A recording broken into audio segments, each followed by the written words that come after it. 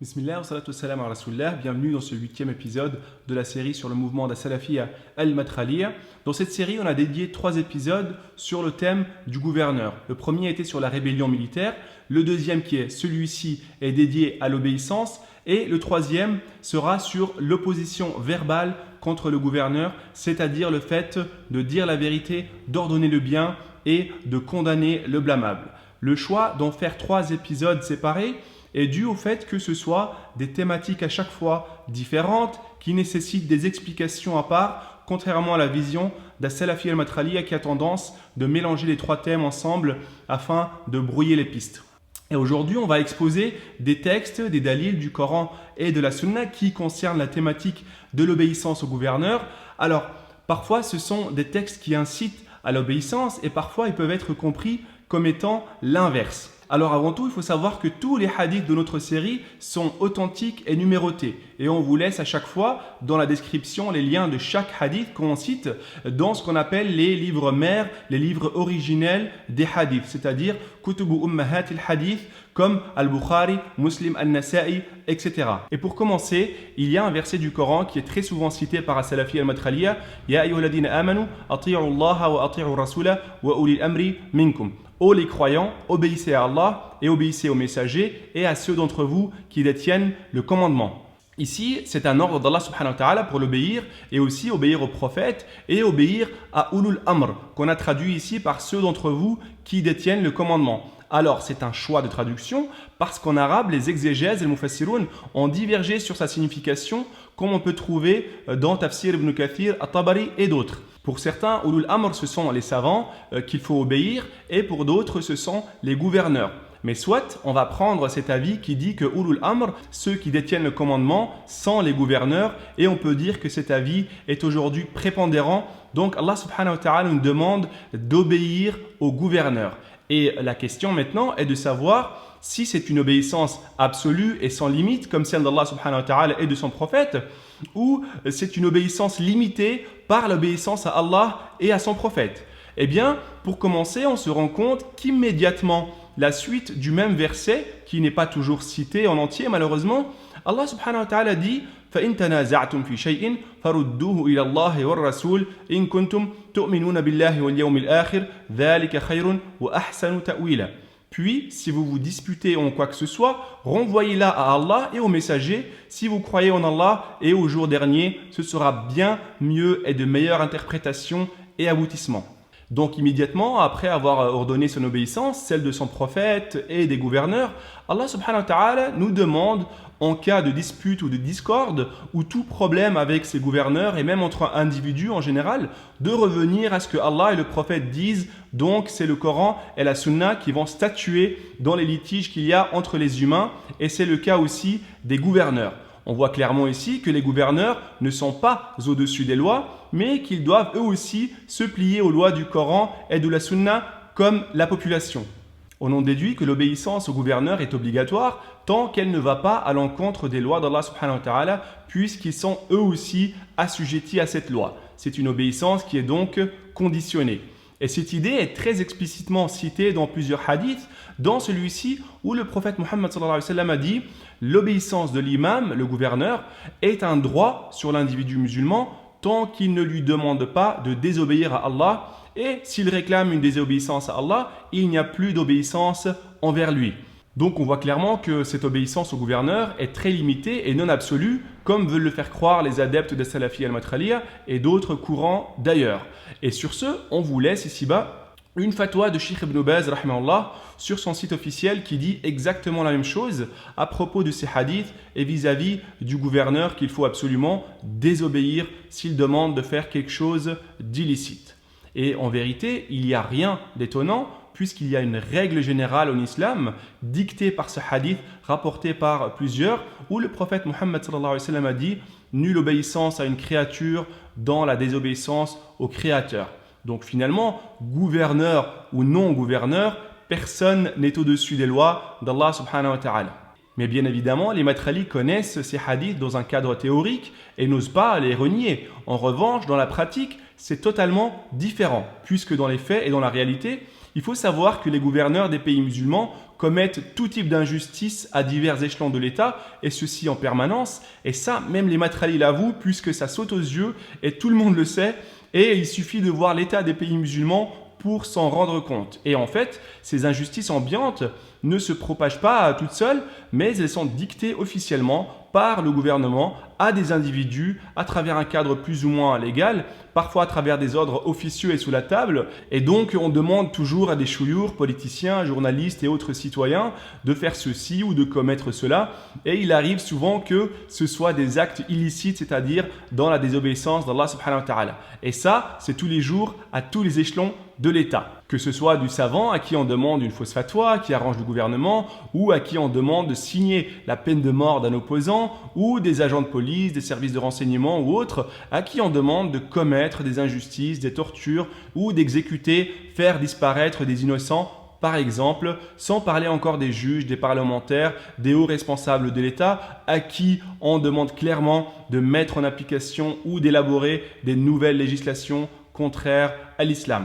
Et là où ça devient intéressant, c'est lorsque ces individus refusent simplement d'obéir à ce genre d'ordre venant de l'État et de ses institutions, étant donné que c'est l'attitude normale à adopter selon les dalils, les preuves qu'on a vues, eh bien, en toute logique, ils vont entrer malgré eux dans un rôle d'opposant qui va souvent les amener en prison ou même leur coûter la vie simplement pour avoir refusé d'obéir. Et c'est là qu'As-Salafi al-Matralia va souvent les regarder d'un mauvais œil, les traiter de semeurs de troubles, de fitan, voire les taxer de khawarij ou sur la voie des khawarij, ce qui est assez invraisemblable, et encore plus si ces personnes font partie d'un mouvement ou d'un parti politique. Donc on constate qu'entre la théorie des hadiths et la pratique, il y a clairement une différence chez les matralis et que leur vision est complètement biaisée à ce niveau-là. Et on constate aussi au passage qu'il y a une autre vision qui est totalement erronée et qui concerne la place du gouverneur que les matralis considèrent supérieur à la population, comme s'il était intouchable et au-dessus des lois. Eh bien, on va découvrir tout de suite que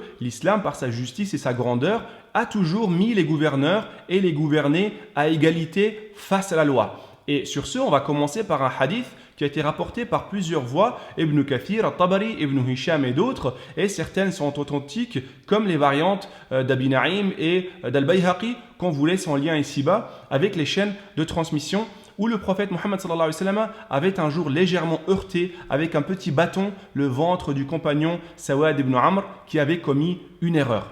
Et malgré que ce soit quelque chose de très léger, le compagnon a quand même ressenti de la douleur et il a réclamé justice en disant « Ô Rasulallah, al-qisas », c'est-à-dire qu'il a réclamé le talion qui est le fait de rendre justice, œil pour œil, dent pour dent, et donc ici, petite douleur dans le ventre par petite douleur dans le ventre. Et là, le prophète a répondu sallallahu alayhi wa sallam favorablement et il a dit al-qisas, c'est-à-dire qu'il a reconnu que c'était le droit de ce compagnon et il a levé ses habits pour mettre en avant son ventre et que Sawad puisse aussi le heurter légèrement avec un bâton. Et là, le compagnon a renoncé à son droit et s'est mis à embrasser le ventre du prophète sallallahu alayhi wa sallam et il a finalement demandé l'intercession du prophète le jour du jugement. Donc finalement, ce hadith qui est très connu et qui est un grand dalil et qui va le rester jusqu'à la fin des temps, prouve que personne n'est au-dessus des lois pénales, des peines, des punitions, puisqu'al-qisas, le talion, fait partie du droit pénal musulman. Donc, pas même le prophète Mohammed sallallahu alayhi wa sallam qui était le gouverneur de l'État de l'époque. Et entre parenthèses ici, il est connu que le prophète sallallahu alayhi wa sallam est, selon Ahl Sunnah wal Jama'a, dénué d'erreur, c'est-à-dire qu'il ne commet pas d'erreur, ma'soum, et que l'histoire qui s'est passée avec ce compagnon, c'était justement une révélation d'Allah subhanahu wa ta'ala pour apprendre à l'humanité, entre autres, que la justice est valable pour tout le monde, même les prophètes et les gouverneurs. Et d'ailleurs, le grand savant Abd al-Razzaq as-San'ani, qui était l'élève de l'imam Malik et plus tard le cheikh de l'imam Ahmad, a dédié tout un chapitre dans son livre Al-Musannaf intitulé Bab al-Qawadi min as-Sultan, c'est-à-dire le chapitre du talion contre le sultan, c'est-à-dire le gouverneur. Et c'est tout un chapitre de son livre qu'on vous met en lien ici-bas, où le savant cite plusieurs dalils, plusieurs preuves, notamment le hadith qu'on vient de citer, sur le fait que le gouverneur et toute l'administration sont assujettis eux aussi au code pénal à travers notamment al-hudud, c'est-à-dire les peines, et qu'ils ont des comptes à rendre au tribunal comme tout le monde. Et dans le même registre, il y a le fameux hadith rapporté par Al-Bukhari et d'autres où le prophète sallallahu alayhi wa sallam a dit « Ce qui a causé la perdition des gens avant vous, c'est qu'ils laissaient impuni le noble lorsqu'il commettait un vol, et si c'est un faible qui commettait un vol, ils appliquaient la peine. Par celui qui a l'âme de Mohammed entre sa main, si Fatima, la fille de Mohammed, avait volé, je lui couperai la main. » Fin du hadith. On voit ici que c'est dans la même continuité et que ce hadith nous apprend même que la cause de la perdition des autres civilisations, c'est bien cette injustice et le fait de ne pas punir à égalité les gens riches de la haute classe sociale, dont les gouverneurs et leurs familles, et les populations. Et que cette perdition et fitna provient justement des gouverneurs injustes qui n'appliquent pas la loi et non de ceux qui réclament à ce qu'on les applique justement. Et le hadith est très explicite là-dessus. Et maintenant, concernant les nombreux hadiths qui encouragent à l'obéissance, et on va voir certains d'entre eux, eh bien, il n'y a pas de contradiction avec ce qu'on a cité auparavant. Chaque chose a sa place, mais comme l'islam encourage à l'union, à la cohésion sociale, à un état fort et homogène, eh bien, parmi les ingrédients nécessaires à tout cela, il y a justement l'obéissance au gouverneur qui est censé préserver l'État et lui donner les moyens de perdurer. Mais comme on a vu, c'est une obéissance limitée et conditionnée et qui ne contredit pas le fait que le gouverneur est lui aussi assujetti à la loi.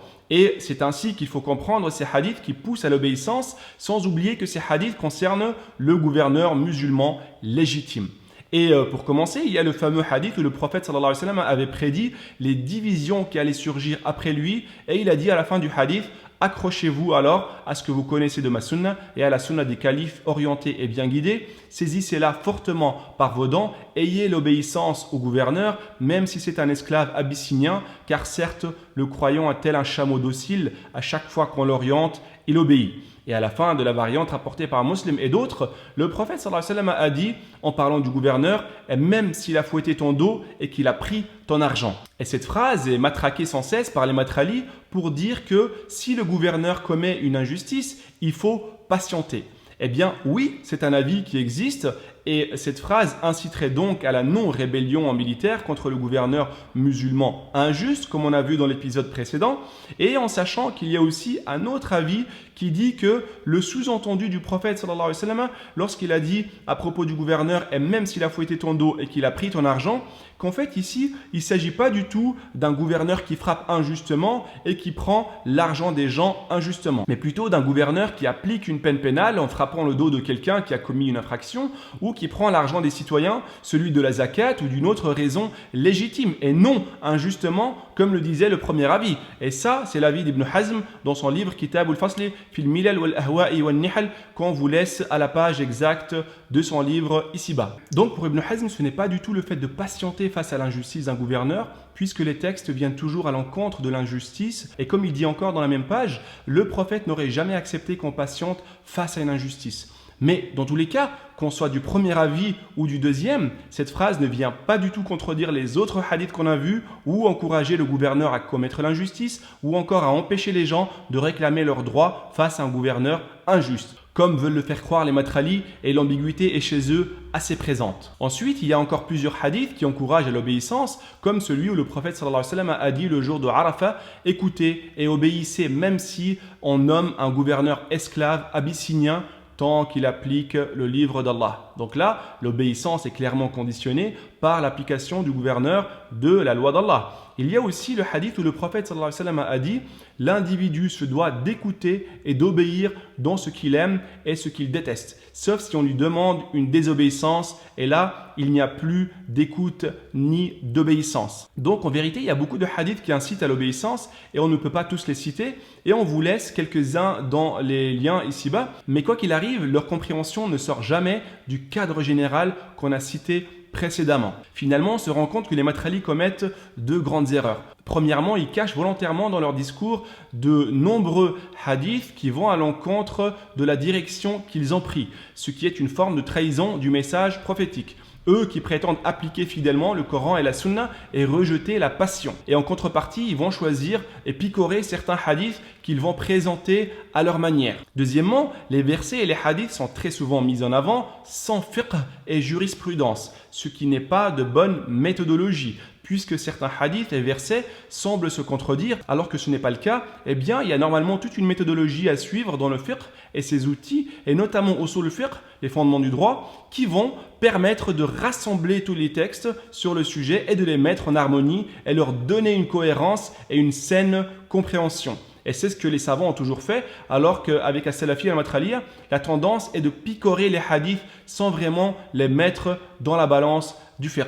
Et pour conclure, on verra dans le prochain épisode la grande liste des savants de Ahl-Sunnah wal-Jama'a qui se sont placés en opposition face à des gouvernements injustes et que l'histoire a retenu leur piété et leur courage. Rendez-vous au prochain épisode et à très bientôt, Inch'Allah.